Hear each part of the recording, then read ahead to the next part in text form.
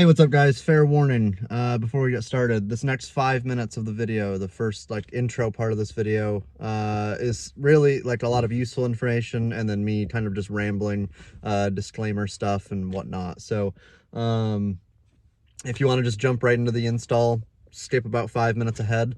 If you want to hear some of my thoughts and some of the information about the snorkel and about the video, because I suck at filming, stay and listen for the first 5 minutes. If you're done with the video and there's questions that you had, but you skipped the 5 minutes, go back to the 5 minutes because I may have answered it there. Or, drop a comment down below, shoot me a message on Instagram or Facebook or whatever. But let's get started. Hey, what's up guys? In this video, I'm going to do a video install and review of a snorkel for my 21 Tundra. I don't know why I'm really bad at filming videos when it involves cutting up the truck.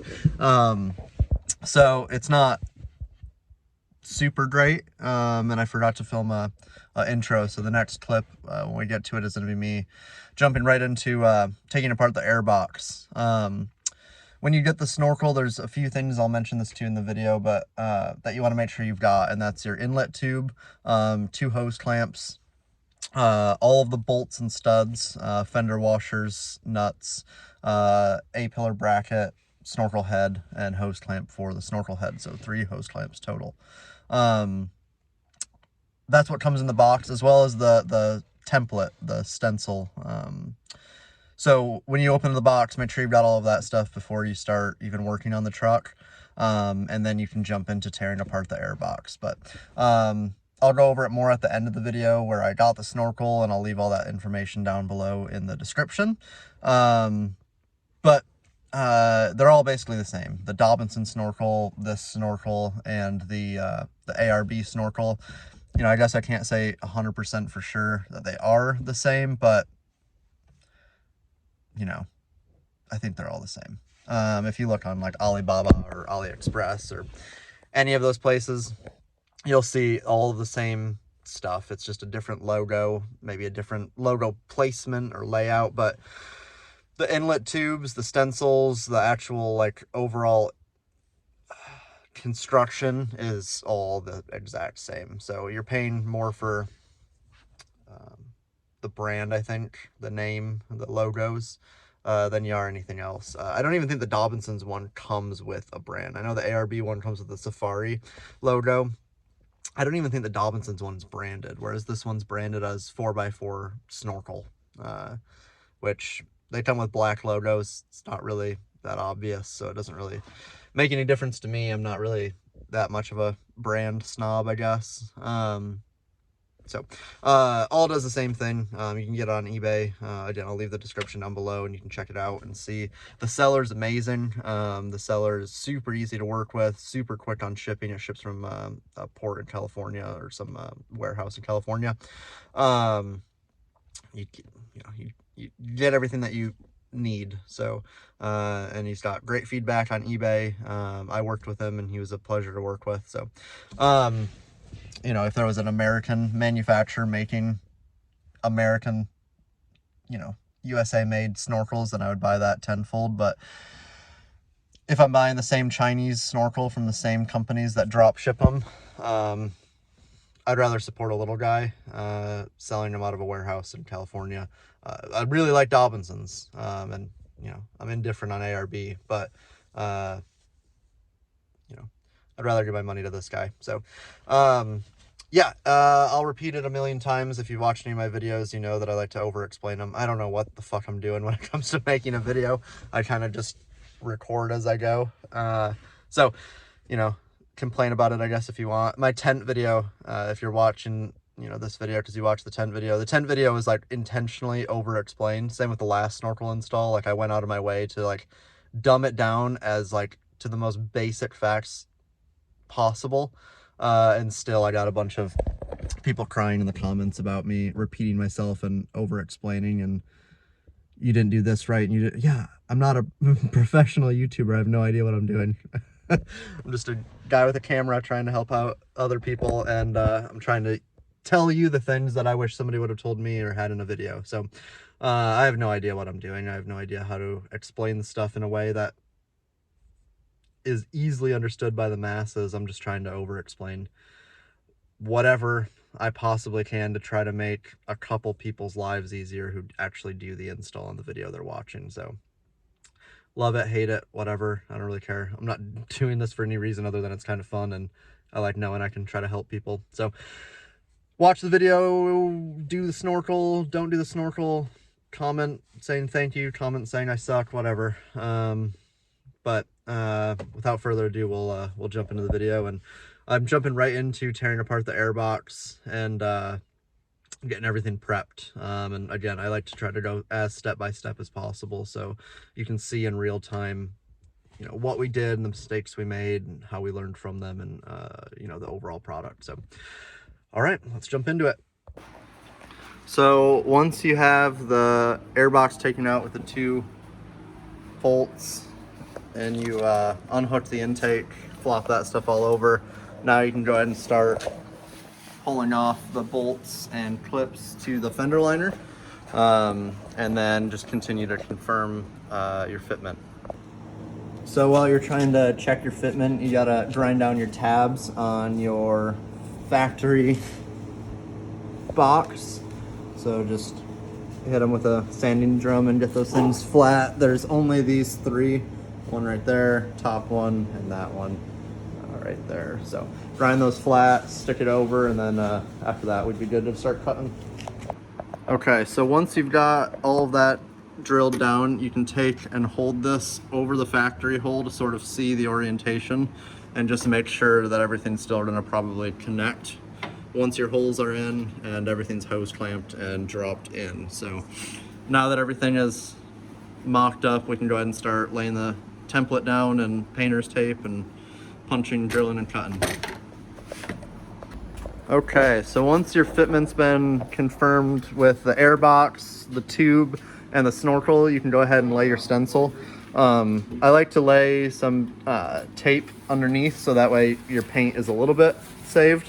But get this all taped behind, lay your stencil, you know, with the fender, and you know, on the top of the fender, and then go crazy taping the stencil to the fender, because you're going to use this to be punching and drilling, and if this moves at all during that process, you're in some trouble. So go crazy, use more than you think you need. We'll probably even put more on this. And then we're going to take the snorkel and hold it up to this with the studs in the snorkel, and just make sure that the studs are hitting all of these holes with the outlet right here. After that, you know that your fitment's all good and everything's looking healthy. And then we can start punching, piloting, and drilling out those holes, and then cutting out this big guy. So I'll come back in a minute. So now that we've confirmed the fitment with the studs in the snorkel, you can take your punch and hammer, punch these holes all out just so it doesn't walk too much.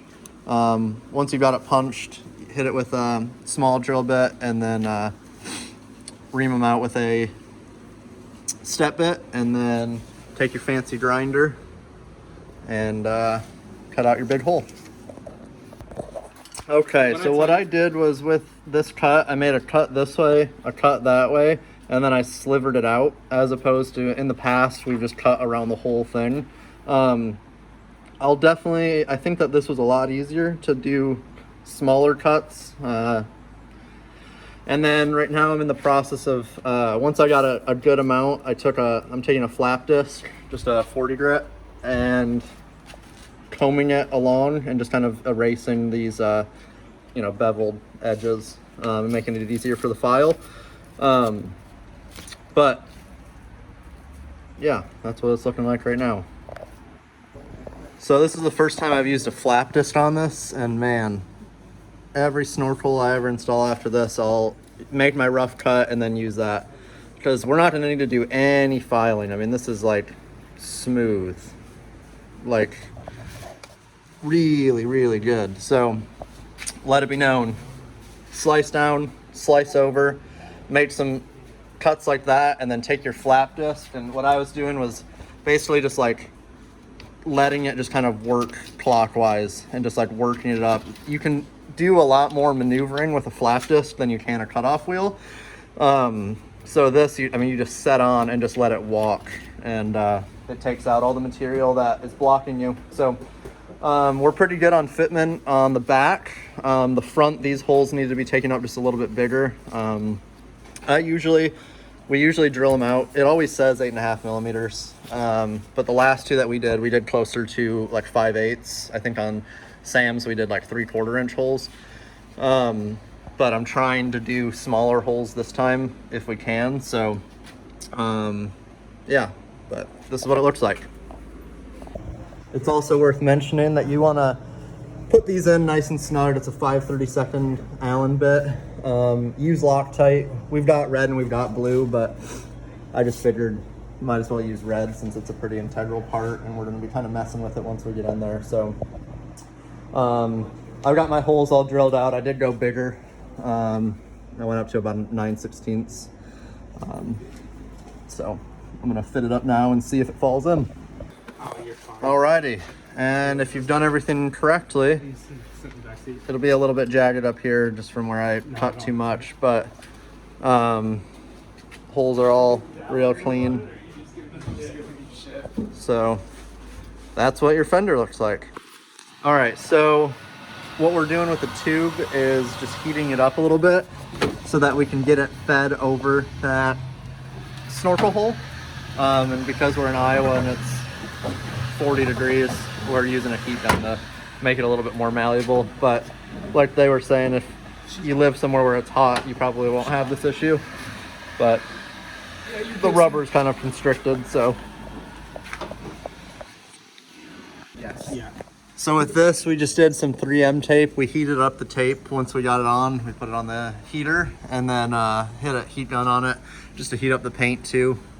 And then you gotta get in here and get those fender washers on and get up in there with, you can get 13 mil wrenches on the first 4 or a socket. And then on the other ones you had to use a wrench for, so. Yeah.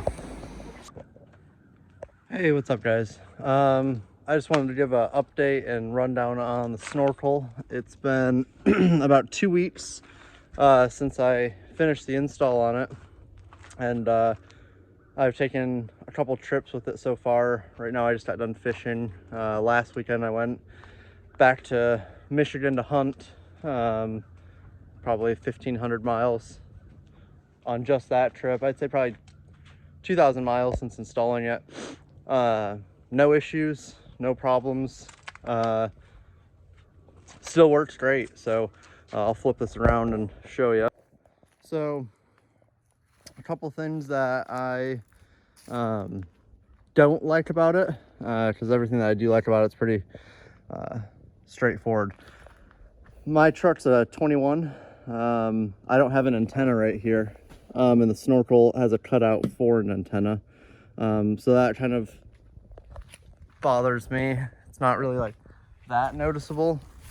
But once you see it, you can't really unsee it.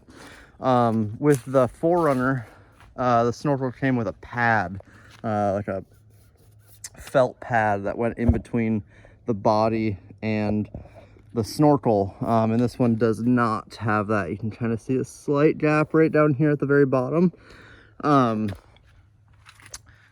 So yeah, I wish it had the felt pad, just so it wasn't like rubbing as much on the body.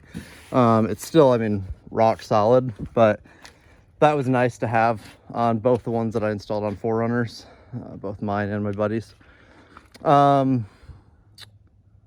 Those are really the only two things I can complain about. The 3M tape on the A-pillar bracket is still holding up. Like I said, I drove probably 1,500 miles round trip, most of which were on the highway, and you know, going 80 miles an hour. It was super windy too, and nothing blew off, nothing loosened up. So I would definitely do that before I drilled into the A-pillar. So yeah, I mean, you guys can't really go wrong with that. Straightforward install, still functions really well. I think eventually I'll do the snorkel upgrade cyclone head, but yeah, I'll leave the link below for the eBay listing for the snorkel. But for the money and the customer service that the guy provides, I don't think there's a better deal out there. If you guys have any questions about the snorkel or about the truck or whatever, the install or something, feel free to leave a comment below, or you can reach out to my Instagram, which I'll also link below. And yeah, if you do it, have fun. It's pretty terrifying to take a drill and a grinder to your truck, but it's worth it. And once you drill the first hole, it gets easier. So yeah, if you guys need anything or you guys have questions about the install or the product or anything, let me know later on. And whenever I do another video, like review or install, I'll do an update on the snorkel. But as of right now, man, I am super happy with it. So I'll give you a quick walk around on the truck real quick too. So Southern style off-road bumper, diode dynamics, 30-inch bar. I wrapped these two yellow, left the middle one amber. Got the hidden bar. I did a install on that with the AJT Customs TSS relocation and the old 2017 Pro Grill. I have a full video on doing that install and modifying the light bar to work with that bracket, and it's worked flawlessly. I've got the Diode Dynamics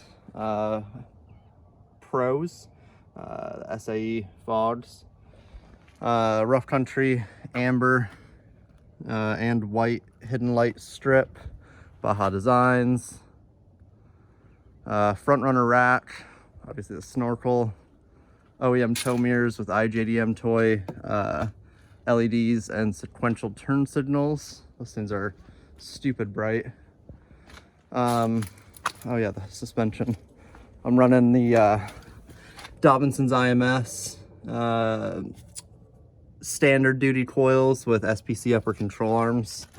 Stealth Custom Series Ray 10's wheels with 35, 12.5, 18 Falcon Wild Peaks.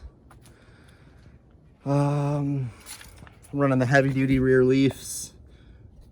IMS, the frame's all been fluid filmed and prepped for winter. More lights back there. I got the Tiger tonneau cover, which, man, I really like this thing. You just pull this little lever down, folds right up, snaps back in. It's super easy.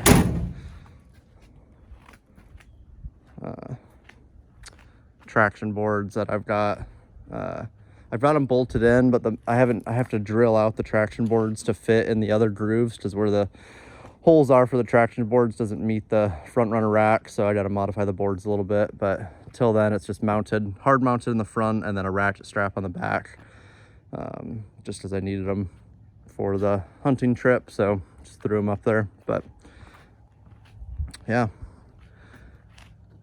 that's what she looks like.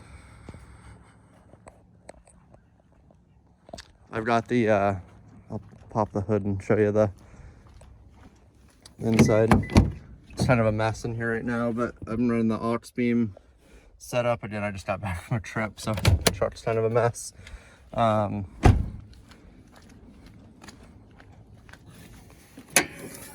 I got the aux beam mounted right there.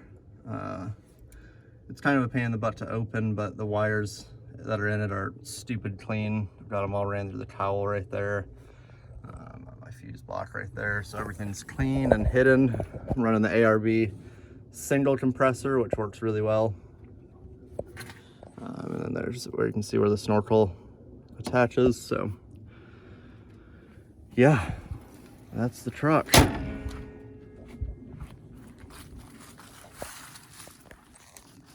All right, guys, have a good one.